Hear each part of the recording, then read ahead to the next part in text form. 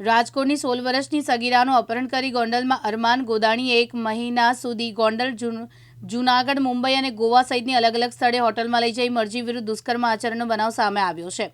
આરોપીની માતાને જ્યારે ખબર પડી કે છોકરી સગીર છે ત્યારે તેને પરત તેના ઘરે મૂકી જતા અંતે પરિવારને અંગે જાણ કરી સગીરાએ આરોપી વિરુદ્ધ ફરિયાદ નોંધાવી છે. પોલીસે અપહરણ, પોસ્કો અને દુષ્કર્મ સહિતની કલમ હેઠળ ગુનો નોંધી આરોપીની ધરપકડ કર્યા બાદ આજે રિમાન્ડ પૂરા થતાં જેલના હવાલે કરવામાં આવ્યો છે. રાજકોટ શહેરના ગાંધીગ્રામ પોલીસ સ્ટેશનમાં જે ભોગ બનનાર છે ફરિયાદી છે એમના દ્વારા રેપ અને પોક્સો મુજબનો ગુનો દાખલ કરાવવામાં આવેલો છે અને આ મુજબ જે આરોપી છે અરમાન સલીમભાઈ ગોદાણી એમણે આ જે ભોગ બનનાર છે એને કોઈ પણ રીતે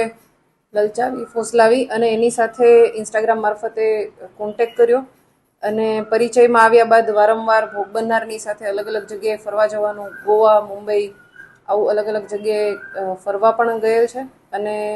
ભોગ બનનાર સાથે દુષ્કર્મ કરેલ છે, જે બાબતની ગાંધીગ્રામ પોલીસ સ્ટેશનમાં ફરિયાદ નોંધવામાં આવેલી છે અને આ જે ગુનો છે એની તપાસ ગાંધીગ્રામના પીઆઈ મેઘાણી કરી રહ્યા છે. આરોપી છે એ રાજકોટમાં જ રહે છે અને મૂળ આરોપી જે છે એ ગોંડલનો છે અને ફિલરમેન તરીકે એ નોકરી કરે છે.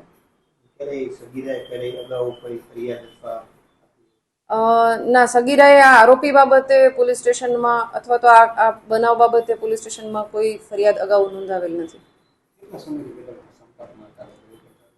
આ જે આરોપી છે એણે ઇન્સ્ટાગ્રામ મારફતે આજથી 1.5 વર્ષ પહેલા આ સગીરા છે એનો સંપર્ક કર્યો હતો અને એની સાથે ધીમે ધીમે વાતચીત કરવાનું શરૂ કર્યું અને બાદ એની સાથે સંબંધ કેળવી અને રાજકોટમાં જ અલગ અલગ જગ્યાએ ફરવા જવાનું, રાજકોટની બહાર ફરવા જવાનું. વચ્ચે એક વખત સગીરા જે છે એના પેરેન્ટ્સ સાથે કોઈ બોલાચાલી થઈ તો આરોપી એને પોતાના ઘરે પણ 4-5 દિવસ લઈ ગયો હતો અને ત્યાં રોકી રાખી હતી, બાદમાં મૂકી ગયેલો હતો. આ પ્રકારે વારંવાર એણે